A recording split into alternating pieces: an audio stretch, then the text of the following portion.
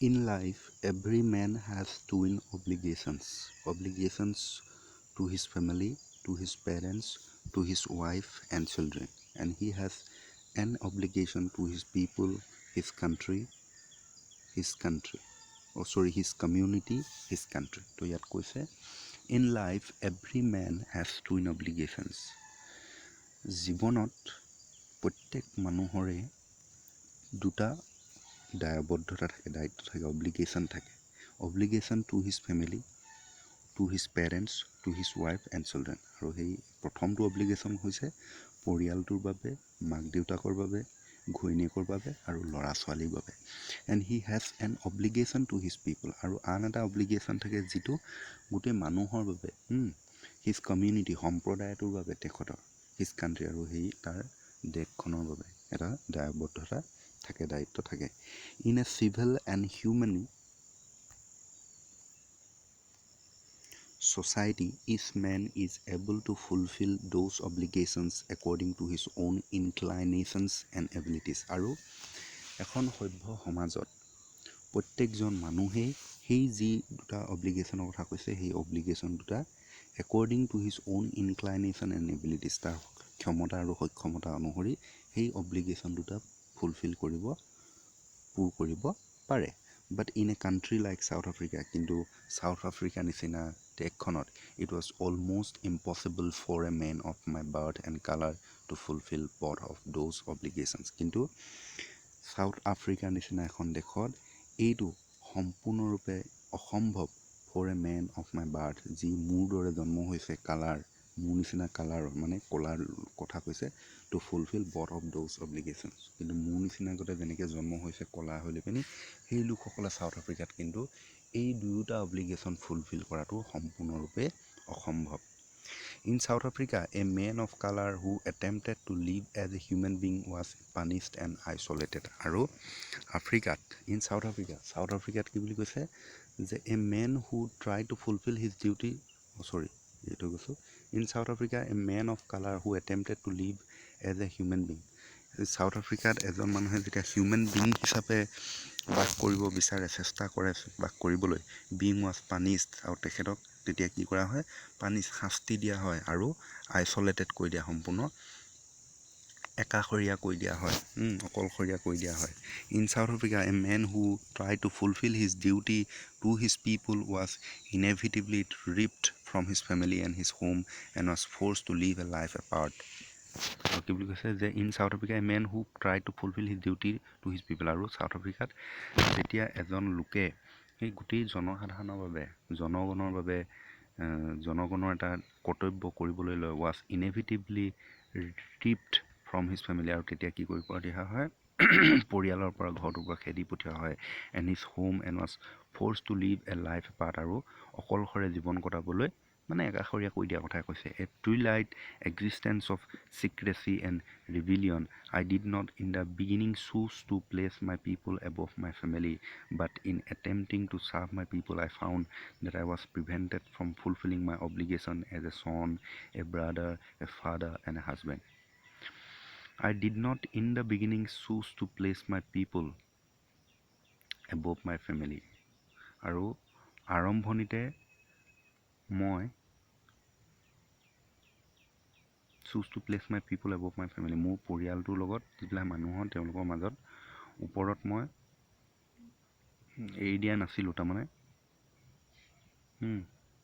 দায়িত্বটো নাছিলে, পৰিয়ালটোৰ ওপৰতহে দায়িত্ব আছিলে. But in attempting to serve my people, কিন্তু যেতিয়াই মই গোটেই মানুহক সেৱা আগবঢ়াবলৈ চেষ্টা কৰিছিলোঁ, I found that I was prevented, আৰু মই তেতিয়া পাইছিলোঁ যে মোক বাধা আৰোপ কৰা হৈছিলে from fulfilling my obligation as a son, আৰু তেতিয়াই মোক বাধা প্ৰদান কৰা হৈছিলে সেই অব্লিগেশ্যন এজন পুত্ৰ হিচাপে, বা এজন ককায়েক হিচাপে, বা এজন দেউতাক হিচাপে, বা এজন হাজবেণ্ড হিচাপে যিখিনি কৰণীয় কাম সেইখিনি কৰিব যোৱাত মোক বাধা আৰোপ কৰা হৈছিলে. I was not born with a hunger to be free. মই জন্ম হওঁতে কোনো স্বাধীনতাৰ মই ভোক লৈ পিনি জন্ম হোৱা নাছিলোঁ. আই ৱাজ বৰ্ণ ফ্ৰী, মই মুক্তভাৱে জন্ম হৈছিলোঁ. Free in every way that I could know', সকলোতে মই জনাত সকলোতে মই সম্পূৰ্ণৰূপে মুক্ত আছিলোঁ. Free to run in the fields near my mother's hut, আৰু মই মোৰ মাৰ ঘৰৰ যিটো জুপুৰি, সেই জুপুৰিটোত আশে পাশে মই মুক্তভাৱে দৌৰিব পাৰিছিলোঁ। Free to swim in the clear stream that ran through my village. আৰু যিখন খুব ক্লিয়াৰ ষ্ট্ৰীম হয়, নিজৰা হয়, নদী হয়, সেই নৈখনতো মই গাঁৱৰে বৈ যোৱা নৈখনতো মই মুক্ত মনেৰে সাঁতুৰিব পাৰিছিলোঁ মুক্তভাৱে। Free to roast mealies under the stars and ride the broad backs of slow' moving bulls. আৰু মই এই যিবিলাক মিলিছ হয় সেইবিলাক হাতত ঘূৰি ফুৰিব পাৰিছিলোঁ আশে পাশে, আৰু যিবিলাক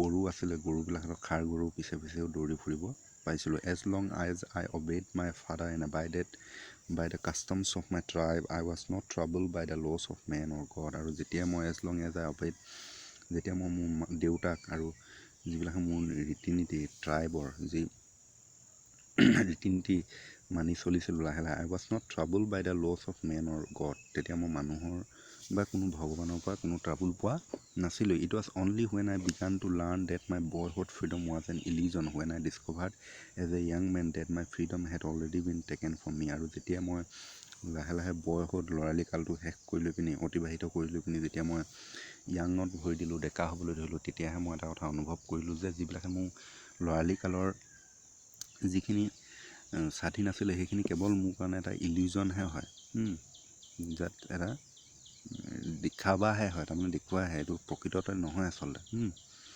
when I already been taken from. আৰু তাৰপিছত লাহে লাহে মোৰ সেই যিখিনি স্বাধীনতা আছিলে সেই স্বাধীনতাখিনি কাঢ়ি ল'বলৈ ধৰিলে, যেতিয়া began to hunger for it. আৰু তাৰপিছত ক্ৰমান্বয়ে মই তাৰমানে ডেকা কাল হোৱাৰ পৰা সি লাহে লাহে যি ফ্ৰীডম, সেই ফ্ৰীডমৰ প্ৰতি ভোকাটো হৈ আহিব ধৰিলে। At first as a student I wanted freedom only for myself. আৰু প্ৰথম অৱস্থাত মই ষ্টুডেণ্ট হিচাপে মই প্ৰথম মোৰ নিজস্ব স্বাধীনতাহে বিচাৰিছিলোঁ, the transitory freedoms of being able to stay out at night. আৰু সেই ফ্ৰীডমটো আছিলে ঘৰৰ বাহিৰত, ৰাতি ঘৰৰ বাহিৰত থকাটো, read what I please and go where I choose, যি মন যায় তাকে পঢ়া আৰু য'লৈ যাবলৈ মন যায় তলৈ যোৱা। Later as a young man in Johannesburg I yearned for basic and honourable freedoms of achieving my potential of earning my keep of marrying and having a family, the freedom not to be obstructed in a lawful life. আৰু যেতিয়া মই লাহে লাহে ডাঙৰ হৈ আহিব ধৰিলোঁ, তেতিয়া মোৰ বেলেগ কিছুমান ফ্ৰীডমৰ প্ৰয়োজন হৈছিল, যেনেধৰণৰ মই saving my potential of earning my keep, নিজস্ব আৰ্নিং থকা, উপাৰ্জন থকা, of marrying and having a family, বিয়া পতা আৰু এটা পৰিয়াল হোৱা, the freedom not to be obstructed in a lawful life. আৰু এই যিটো লফুল লাইফ হয়, সেই লাইফত কোনো অবষ্ট্ৰাক্ট নাছিলে সেই ক্ষেত্ৰত। But then I slowly saw' that not only was I not free but my brothers and sister were not free. আৰু যেতিয়া কিন্তু লাহে লাহে মই দেন আই শ্ল'লি চ' দেখিব পালোঁ লাহে লাহে that not only was I not free, মই কেৱল অকল মুক্ত নোহোৱাৰ কথাটো তেনে নহয়, but my brothers and sister were not free, মোৰ ভাই ককাই আৰু বাই ভনী সকলোৱে মুক্ত নহয়। I saw' that it was not just my freedom that was curtailed but the freedom of everyone who look like I did. আৰু তাৰপিছত মই দেখিলোঁ যে কেৱল মোৰে স্বাধীনতাবিলাকে শেষ কৰি পেলোৱা নাছিলে, বৰঞ্চ মোৰ নিচিনা দেখিবলৈ একেই ছেইম কালাৰখিনিও সকলোৰে পৰা যিখিনি স্বাধীনতা সেইবিলাক ৰিডিউচ কৰি পেলোৱা হৈছিলে, কাৰ্টেল তাৰমানে কমাই পেলোৱা হৈছিলে, নাইকিয়া কৰি পেলাইছিলে। That is when I join the African National Congress. আৰু তাৰপিছত মই যেতিয়া আফ্ৰিকান নেশ্যনেল কংগ্ৰেছত যোগদান কৰিছিলোঁ, and that is when the hunger for my own freedom became the greater hunger for the freedom of my people. আৰু তাৰপিছত যেতিয়া মই আফ্ৰিকান নেশ্যনেল কংগ্ৰেছত জইন কৰিলোঁ, তেতিয়া মোৰ যিখিনি স্বাধীনতা মই বিচাৰিছিলোঁ, তাৰ উপৰিও গোটেই মানুহৰ বাবে মই স্বাধীনতা বিচৰা হ'লোঁ, তেনেকুৱা এটা ডিজায়াৰনেছ তাৰ মনলৈ আহিলে। It was this desire for the freedom of my people to live their lives with dignity and self respect that animated my life, that transformed a frightened young man into a bold one, that drove a law-abiding attorney to become a criminal, that turned a family-loving husband into a man without a home, that forced a life-loving man to live like a monk. আৰু তাৰপিছতেই কি হ'ব ধৰিলে যে মই ফ্ৰাইটেন young man into a bold one, মোৰ সেই যে ভয় লাগি থকা মই ভয়ালী মানুহজনক খুব বল্ড কৰি পেলাই সাহসী কৰি পেলালে। Date drop a law' abiding attorney to become a criminal, যিয়ে ৰীতি নীতি মানি চলা এজন এটৰ্নি আছিলে, উকিলৰ নিচিনা আছিলে, তেওঁ ক্ৰিমিনেল হ'বলৈ বাধ্য হ'লোঁ। That turned a family loving husband into a man without a home, যিজনে ফেমিলি ভাল পাইছিলে, ফেমিলি লভিং ভাল পোৱা এজন হাজবেণ্ড আছিলে, তেওঁ এই গৃহ ত্যাগ কৰি লৈ পিনি বাহিৰত থাকিব ধৰিলে। That forced a life loving man to live like a monk, যিয়ে এজন মং সন্যাসী হিচাপে থাকিবলৈ বাধ্য কৰালে। আই এম ন' মোৰ virtuous or self sacrificing than the next man, but I found that I could not even enjoy the poor and limited freedoms I was allowed when I knew my people were not free. আৰু মই যেতিয়া লাহে লাহে গম পাইছিলোঁ যে মোৰ যিখিনি বেছিক এনজয়মেণ্ট সেইখিনি মই পোৱা নাছিলোঁ, আৰু সেইখিনি গোটেইখিনি মোৰ পিপুলো গোটেই জনসাধাৰণেও পোৱা নাছিলে, লিমিটেড আছিলে।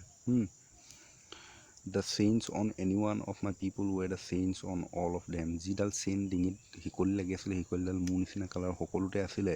The chain on all of my people were the chains on me. মোৰ যিডাল ডিঙিত লাগি আছিলে তেনেকুৱা শিকলি মোৰ বৰ্ণৰ সকলোতে লাগি আছিলে, সকলো ডিঙিতে আছিলে সেই শিকলিডাল।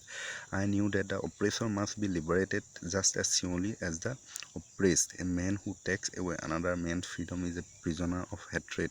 হি is locked behind the bars of prejudice and narrow' মাইণ্ডনেছ।